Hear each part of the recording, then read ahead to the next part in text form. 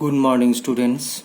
আজকে আমরা জেডি কেমিস্ট্রির ক্লাস 11-এর চ্যাপ্টার নাম্বার 1 এসছি, যেখানে আজকে আমরা দেখব স্থূল সংকেত বা এম্পিরিক্যাল ফর্মুলা, আণবিক সংকেত বা মলিকুলার ফর্মুলা কোনো যৌগের কিভাবে বের করতে হয়।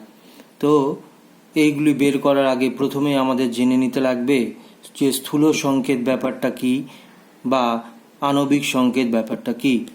তো স্থূল সংকেতের ডেফিনেশনটা এরকম যে কোনো যৌগের অণুতে উপস্থিত উপাদান মৌলগুলির পরমাণু সংখ্যাকে লঘিষ্ঠ পূর্ণ সংখ্যার অনুপাতে প্রকাশ করলে যে সরলতম সংকেত পাওয়া যায় তাকে আমরা স্থূল সংকেত বলি। অর্থাৎ কোনো একটা যৌগে যে যৌগটি যে নির্দিষ্ট পরমাণু নিয়ে গঠিত, সেই পরমাণুগুলির সংখ্যার সরল অনুপাতকে প্রকাশ করলে যে সংকেতের মাধ্যমে সেটাকে প্রকাশ করা যেতে পারে তাকে আমরা স্থূল সংকেত বলি। ব্যাপারটা বোঝার সময় সুবিধা হবে যদি আমরা গ্লুকোজ এই অণুটার কথা আমরা জানি। গ্লুকোজের ফর্মুলা হচ্ছে C6H12O6। এটি হচ্ছে গ্লুকোজে কার্বন, হাইড্রোজেন এবং অক্সিজেন পরমাণু নিয়ে সমন্বয়ে গঠিত। কার্বনের 6টা, হাইড্রোজেনের 12টা, অক্সিজেনের 6টা পরমাণু নিয়ে গঠিত। এগুলো হচ্ছে এক্স্যাক্ট সংখ্যা পরমাণু, কিন্তু এখানে কার্বন ইস্টু হাইড্রোজেন ইস্টু অক্সিজেনকে যদি আমরা করি তাহলে 6:12:6 আমরা করতে পারি। এটা হচ্ছে তার মৌলগুলির সঠিক সংখ্যা, পরমাণুগুলির সঠিক সংখ্যা। কিন্তু এটাকে যদি সরল অনুপাতে আমরা বার করি তাহলে 1:2:1 আমরা বলতে পারি। অর্থাৎ গ্লুকোজের স্থূল সংকেত যদি আমরা লিখতে চাই, স্থূল সংকেত আমরা বলতে পারবো সি একটা আছে, হাইড্রোজেন 2টো আছে এবং অক্সিজেন একটা আছে, অর্থাৎ CH2O। এটা হচ্ছে আমাদের গ্লুকোজের স্থূল সংকেত, এটা হচ্ছে তার সরলতম সংকেত। এই সাহায্যে গ্লুকোজের আমরা স্থূল সংকেত লিখতে পারি। ঠিক আছে, তো স্থূল সংকেত বলতে আমরা সেটাকেই বুঝবো যে সংকেতের মাধ্যমে কোনো যৌগের উপাদান মৌলগুলির পরমাণুকে লঘিষ্ঠ পূর্ণ সংখ্যার আকারে আমরা লিখতে পারি, সেই সংকেতটাই হচ্ছে স্থূল সংকেত। একই রকমভাবে আমরা যদি আণবিক সংকেত দেখি তাহলে আমরা বলতে পারি যে সংকেতের সাহায্যে কোনো যৌগের উপাদান মৌলগুলির পরমাণুর সঠিক সংখ্যা জানা যায়। যেরকম আমরা গ্লুকোজকে একটু আগেই যেটা দেখলাম যে গ্লুকোজ মানে হচ্ছে C6H12O6। এখানে গ্লুকোজের সঠিক পরমাণু সংখ্যা কত? Carbon is to hydrogen is to oxygen 6:12:6। অর্থাৎ এই যে গ্লুকোজের C6H12 এবং O6 এই যে ফর্মুলাটার এখানে কার্বনের 6টা, হাইড্রোজেনের 12টা এবং অক্সিজেনের 6টা পরমাণু নিয়ে গ্লুকোজের অণুটা তৈরি হয়েছে। অর্থাৎ যৌগটা তৈরি হতে গেলে এই সঠিক ক্রম, যে যৌগটির সঠিক পরমাণু ক্রম হচ্ছে 6:12:6। এই ক্রমের মাধ্যমে যে সংকেতটা আমরা প্রকাশ করি তাকে আমরা আণবিক সংকেত বলছি। তাই গ্লুকোজের আণবিক সংকেত C6H12O6। সেরকমভাবেই সুক্রোজের ক্ষেত্রে যদি আমরা দেখি C12H22O11। এই সংকেতের সাহায্যে আমরা সুক্রোজকে আমরা প্রকাশ করতে পারি। C12 কার্বনের 12টা, হাইড্রোজেনের 22টা এবং অক্সিজেনের 11টা, C12H22O11। এর মাধ্যমে আমরা সুক্রোজকে প্রকাশ করতে পারি। সেমনি বেনজিনকে যদি আমরা দেখি, বেনজিনের মলিকুলার ফর্মুলা হচ্ছে কি C6H6। কার্বনের 6টা, হাইড্রোজেনের 6টা নিয়ে আমাদের বেনজিন অণুটা তৈরি হয়েছে। তো এটি হচ্ছে আণবিক সংকেত, সঠিক সংখ্যার যে মাধ্যমে প্রকাশ করলে যে সংকেত আমরা পাই কোনো যৌগকে, তাহলে সেটাকে আমরা আণবিক সংকেত বলছি। স্থূল সংকেত এবং আণবিক সংকেতের মধ্যে সম্পর্ক কি? স্থূল সংকেত এবং আণবিক সংকেতের মধ্যে সম্পর্ক হচ্ছে আণবিক সংকেত = n × স্থূল সংকেত। এখানে n হচ্ছে কিছু পূর্ণ সংখ্যা, 1 2 3 এক্সেট্রা। এরকমভাবে n এর মান হতে পারে 1, হতে পারে 2, হতে পারে 3, হতে পারে, কিন্তু ভগ্নাংশ হবে না। তাহলে আণবিক সংকেত সমান স্থূল সংকেত × n। তাহলে সংকেত যেহেতু সমান n এর সঙ্গে, সুতরাং আমরা বলতে পারি আণবিক সংকেতের ভর = n × যৌগের স্থূল সংকেত ভর। অর্থাৎ যৌগটির আণবিক ভরকে বার করতে হলে স্থূল সংকেত ভরকে n দিয়ে গুণ করলে আমরা আণবিক সংকেত ভর আমরা বের করতে পারি। তাহলে কোনো যৌগের ক্ষেত্রে n এর মান যখন 1 হয় তখন যৌগটির আণবিক ভর এবং স্থূল সংকেত ভরও 1 হয়, আণবিক সংকেত এবং স্থূল সংকেতও 1 হয়ে যায়। এখন কোনো একটি যৌগের স্থূল সংকেত এবং আণবিক সংকেতকে নির্ণয় করার কিছু পদ্ধতি আমাদের জানতে লাগবে। এই পদ্ধতির জানার আগে সবচেয়ে আগে যেটা বলে নেওয়া দরকার, এই পদ্ধতিগুলি টোটালটাই থিওরিটিক্যাল প্রসেস। এটা করতে গেলে বা এটা ভালো করে উপলব্ধি করতে গেলে আমাদের কিছু সমস্যার সমাধান করতে হবে। সমস্যার সমাধানের মাধ্যমে এই জিনিসগুলি সম্পর্কে আমাদের আরও কনসেপশন ক্লিয়ার হবে। কিন্তু তার আগে আমাদের দেখে নেওয়া যাক নিয়মগুলি কি আছে বা পদ্ধতিটা কি আছে। প্রথমেই যেটা করতে হবে, যৌগটির উপাদান মৌলগুলির শতকরা পরিমাণকে নির্ণয় করতে হবে। যদি দেখা যায় যে কোনো একটা যৌগে 3টি পরমাণু নিয়ে গঠিত, 2টি পরমাণু শতকরা পরিমাণ দেওয়া আছে, 1টি পরমাণু দেওয়া নেই, তাহলে সেটা 100 থেকে বিয়োগ করে আমাদের বার করে নিয়ে আসতে হবে। এইভাবে আমাদের প্রথমেই যেটা করতে হবে যে মৌলগুলির শতকরা পরিমাণকে আমাদের বের করে আনতে হবে। দ্বিতীয় কি, মৌলের প্রত্যেকটা শতকরা পরিমাণকে উদ্দিষ্ট পরমাণুর ভর দ্বারা, নির্দিষ্ট পরমাণুর ভর দ্বারা, যেই পরমাণুর শতকরা অংশ সেই পরমাণুর ভর দ্বারা, পারমাণবিক ভর দ্বারা তাকে ভাগ করে আমরা মৌলগুলির পরমাণু সংখ্যার অনুপাতকে নির্ণয় করব। অর্থাৎ প্রথমে শতকরা ভাগ নির্ণয় করলাম, প্রত্যেকটা শতকরা ভাগ তার নিজ নিজ পরমাণু ভর দ্বারা ভাগ করে তার পরমাণুর সংখ্যাকে নির্ণয় করতে হবে। এইভাবে প্রাপ্ত পরমাণুর সংখ্যা অনেক সময় দেখা যাবে সেগুলো ভগ্নাংশ আকারে আসবে।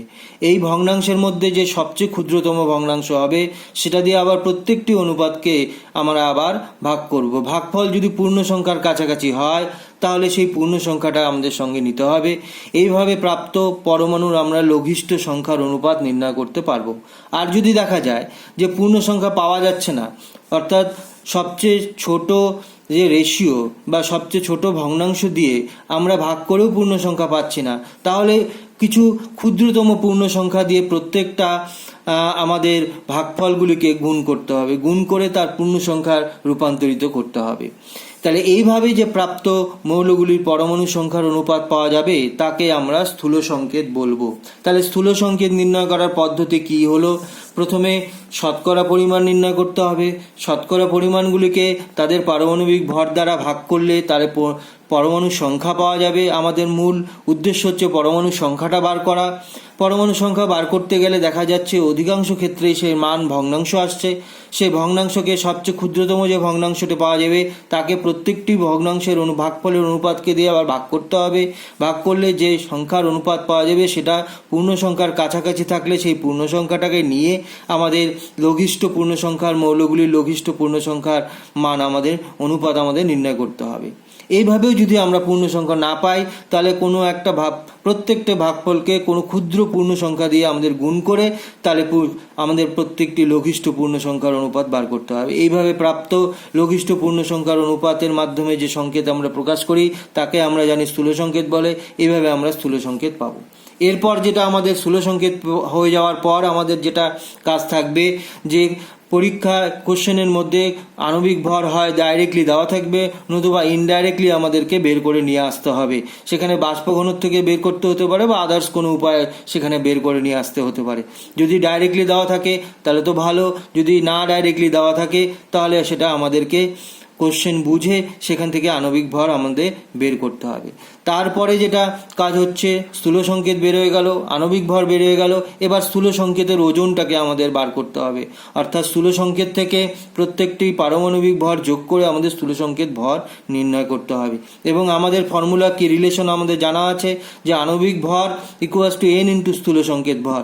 এখান থেকে আণবিক ভর আমরা জানি আগের থেকেই, স্থূল সংকেত ভর আমরা নির্ণয় করলাম, এখন n এর মান আমরা এখান থেকে বার করব। এইবারে n এর মান বার করার পর স্থূল সংকেতকে যদি n দ্বারা আমরা গুণ করি তাহলে আমরা আণবিক সংকেত নির্ণয় করতে পারবো। তাহলে কি দেখা গেল, প্রথমে স্থূল সংকেত বার করতে হবে। স্থূল সংকেত বার করার পর আমাদের কি করতে হবে, আণবিক ভর আমাদের দেওয়া থাকবে অথবা ইনডাইরেক্টলি আমাদের বলা থাকবে, সেখান থেকে আণবিক ভরটাকে বার করতে হবে। তারপরের কাজ হচ্ছে স্থূল সংকেত ভরকে বার করা। তারপরে আণবিক সংকেত সমান সমান n ইন্টু স্থূল সংকেত ভর, আণবিক সংকেত ভর ইকুয়ালস টু n ইন্টু স্থূল সংকেত ভর থেকে আমাদের n এর মান ক্যালকুলেশন করে বার করে সেটা স্থূল সংকেতকে দিয়ে গুণ করলে আমাদের আণবিক সংকেত আমরা পেয়ে যাব। তো এখানে একটা আমরা অঙ্কের মাধ্যমে এই ব্যাপারটাকে বোঝার চেষ্টা করি। তো এখানে অঙ্কটা বলে দেওয়া আছে এরকম, যে কার্বন, হাইড্রোজেন এবং ক্লোরিনের সমন্বিত একটি যৌগে 10.04% কার্বন আছে, 89.12% ক্লোরিন দেওয়া আছে। অর্থাৎ পার্সেন্টেজ যেটা আমাদের প্রথমেই বার করতে হবে বলছিলাম, তার মধ্যে দুটো দেওয়া আছে, কিন্তু আমাদের হাইড্রোজেনের পার্সেন্টেজটি দেওয়া নেই। তাহলে প্রথমেই আমাদের এটা বার করে নিয়ে আসতে হবে হাইড্রোজেনের পার্সেন্টেজ। এবার যৌগটির বাষ্প ঘনত্ব দেওয়া আছে। আমরা জানি বাষ্প ঘনত্বের দ্বিগুণ করলে আমরা আণবিক ভর পাই, তাহলে এখান থেকে আমরা আণবিক ভরটাকে বের করে আনতে পারবো। তারপর আণবিক সংকেতকে আমাদের নির্ণয় করতে হবে। তো ফার্স্ট আমাদের টার্গেট হচ্ছে যৌগটির মধ্যে আমরা লিখব যৌগটির মধ্যে হাইড্রোজেনের পরিমাণ।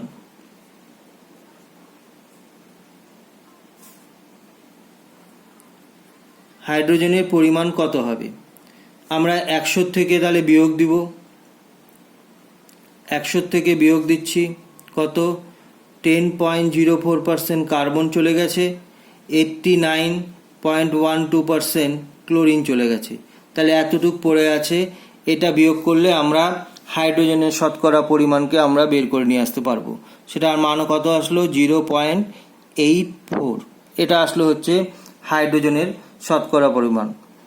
তাহলে এবার যৌগটির মধ্যে carbon is to hydrogen is to chlorine আমরা বার করব। যৌগটিতে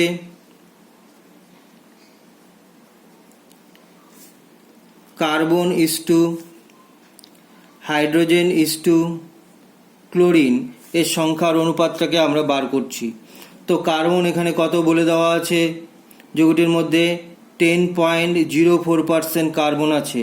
তাহলে কার্বনের পারমাণবিক ভর কত সেটা দিয়ে ভাগ করব, অর্থাৎ 12 দিয়ে ভাগ করলাম। হাইড্রোজেন আছে 0.84%, হাইড্রোজেনের পরমাণুর ভরকে 1 দিয়ে আমরা ভাগ করলাম। ক্লোরিন আছে হচ্ছে 89.12%, এটার পারমাণবিক ভর 35.5 দিয়ে আমরা ভাগ করলাম। তাহলে যৌগটিতে পরমাণুর যে সংখ্যার অনুপাত আমরা এখান থেকে বার করে নিয়ে আসতে পারবো। তাহলে 10.04 একে যদি আমরা 12 দিয়ে ভাগ করি তাহলে তার মান আসছে হচ্ছে 0.84। এখান থেকেও আসছে 0.84। আর 89.12কে যদি আমরা 35.5 দিয়ে ভাগ করি তাহলে তার মান আসছে 2.510। এখানে দেখা যাচ্ছে কি অনুপাতের মধ্যে কোনোটাই পূর্ণ সংখ্যা নাই। তাহলে সরল অনুপাত এটাকে বার করতে গেলে সবচেয়ে ছোট অনুপাতকে দিয়ে আবার ভাগ করতে হবে, এটাই আমাদের নিয়মে বলছে। তাহলে 0.84কে আমরা 0.84 দিয়ে আবার ভাগ করছি, ইস্টু 0.84কে আমরা 0.84কে দিয়ে আবার ভাগ করছি, আবার 2.510কে আবার 0.84 দিয়ে আমাদের ভাগ করছি। অর্থাৎ প্রত্যেকটা অনুপাতের সবচেয়ে ছোট ভগ্নাংশ দিয়ে আবার পুনরায় ভাগ করছি। তাহলে এটার মান আসলো 1:2.510।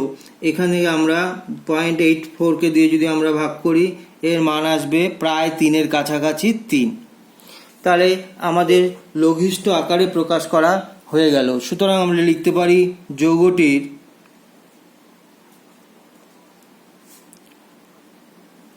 স্থূল সংকেত কত আসলো? কার্বন একটা, হাইড্রোজেন একটা, ক্লোরিন আছে হচ্ছে 3টে। এটা হচ্ছে আমাদের স্থূল সংকেত আমরা পেয়ে গেলাম। তাহলে আমরা জানি যে আণবিক সংকেত, আমাদের রিলেশন থেকে জানি আণবিক সংকেত ইকুয়ালস টু n ইন্টু স্থূল সংকেত। আবার আমরা জানি কি n ইন্টু স্থূল সংকেত ভর। স্থূল সংকেত ভর আমরা বার করব। স্থূল সংকেত ভর লিখে দেই, স্থূল সংকেত ভর বা ওজন ইকুয়ালস টু আণবিক ওজন। আচ্ছা, n ইন্টু স্থূল সংকেত ওজন কত? কার্বনের একটা পরমাণু 12, হাইড্রোজেন 1, 35.5 ইন্টু 3 ইকুয়াস টু, এবার আণবিক ওজন। এখানে আণবিক ওজন বার করতে গেলে বাষ্প ঘনত্ব দেওয়া আছে 59.75 হচ্ছে বাষ্প ঘনত্ব, একে তাহলে দিয়ে গুণ করতে হবে, এটা আমরা আণবিক ওজন পেয়ে যাব। তাহলে 59.75 ইন্টু 2 করলে আমাদের মান আসবে হচ্ছে 119.5, 119.5 এটা আসলো। তাহলে n ইন্টু 35.5 ইন্টু 3 যা আসবে তার সঙ্গে যোগ করতে হবে 13, সেখানেও আসলো হচ্ছে 119.5। তাহলে এখানে n এর ভ্যালু আসছে হচ্ছে 1, n এর ভ্যালু 1 আসছে। তাহলে আমরা বলতে পারি এখানে স্থূল সংকেত হচ্ছে CH3Cl3, আণবিক সংকেত হচ্ছে n ইন্টু স্থূল সংকেত, n ইন্টু স্থূল সংকেত ভর ইকুয়াস টু আণবিক ওজন বা আণবিক ভর। তাহলে n এর মান ইন্টু প্রত্যেকটা স্থূল সংকেত ভরকে আমরা যোগ করলাম। কার্বনের জন্য 12, হাইড্রোজেন 1, 35.5কে 3 দিয়ে গুণ করলাম। আর আণবিক ওজন কত দেওয়া আছে 59.75, তাহলে তার মলিকুলার ওজন 2 দিয়ে গুণ হবে, তাহলে 2 দিয়ে গুণ করলাম। এখান থেকে আমরা একটা রিলেশন আমরা ডিরাইভ করলাম। এটা যোগফল আমাদের আসলো 119.5, এটাও গুণফল আসলো 119.5, এখান থেকে n এর মান আসলো হচ্ছে 1। সুতরাং যৌগটির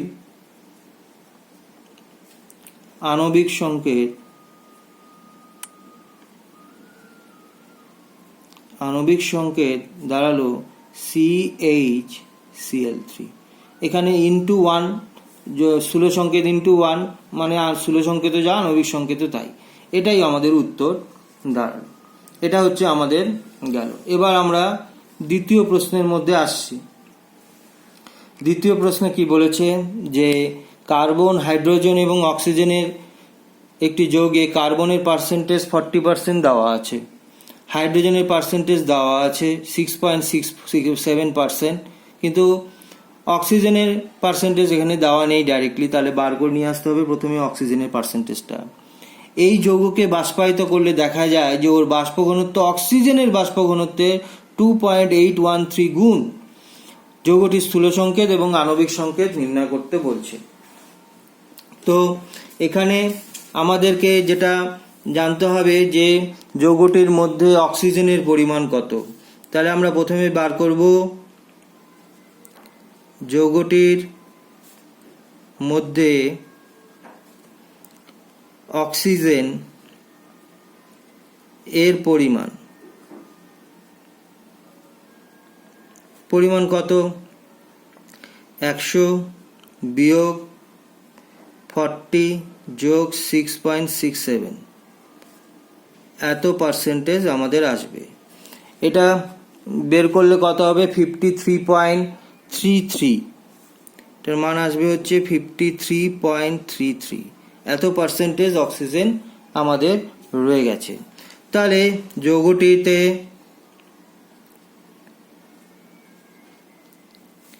আমাদের কি কি আছে, কার্বন ইস্টু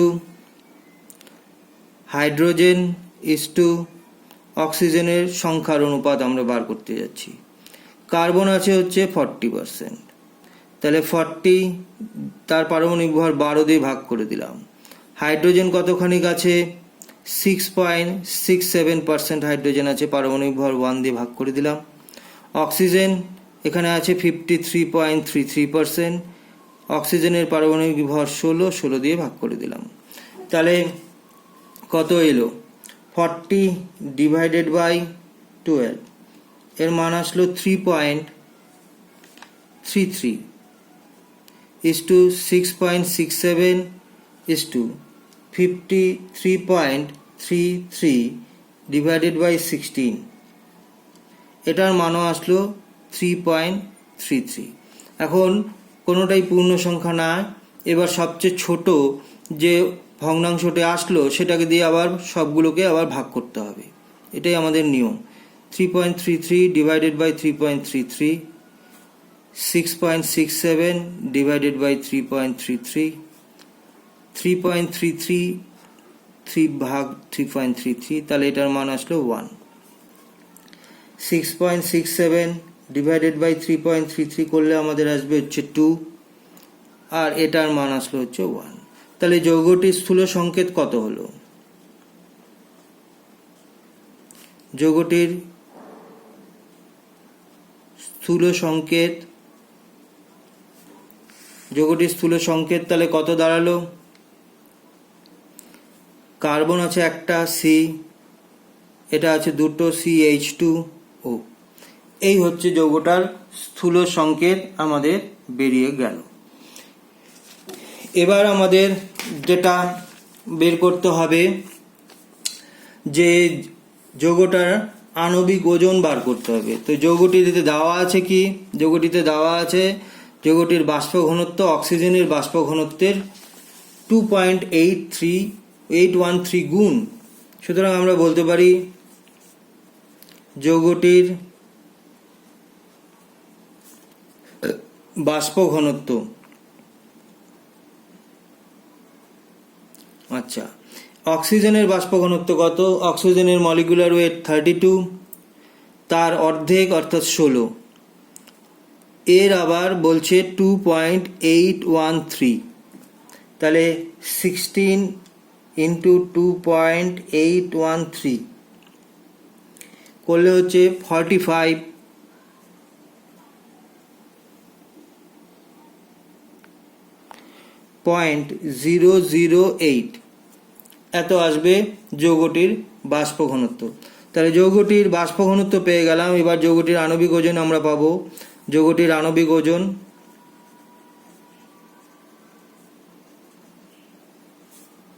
কত আসবে? 45.008 ইন্টু 2, 2 গুণ হবে, তাহলে আসবে হচ্ছে আমাদের মান 90.016। এটা আমাদের মান আসলো, যৌগটির আণবিক ওজন আমরা পেয়ে গেলাম। এবার আমরা জানি আমাদের আণবিক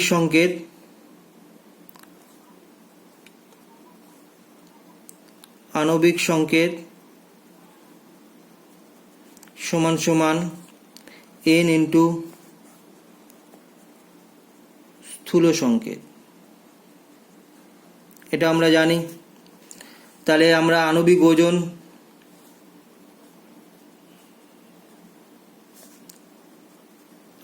ওজন সমান সমান n ইন্টু স্থূল সংকেত ওজন আমরা লিখতে পারি। তাহলে আণবিক ওজন আমরা পেয়ে গেলাম 90.016 n ইন্টু স্থূল সংকেত CH2 এসছে, কার্বনের জন্য 12, হাইড্রোজেন 2, অক্সিজেনের 16, এত। তাহলে এখান থেকে আমরা লিখতে পারি 90.016 ইকুয়ালস টু n গুণন 12 যোগ 2 যোগ 16, এর মান আসলো হচ্ছে 30। তাহলে এখান থেকে n এর মান দাঁড়ালো হচ্ছে 3। তাহলে আমরা n এর মান পেয়ে গেলাম হচ্ছে 3। সুতরাং যৌগটির আণবিক সংকেত কত হবে?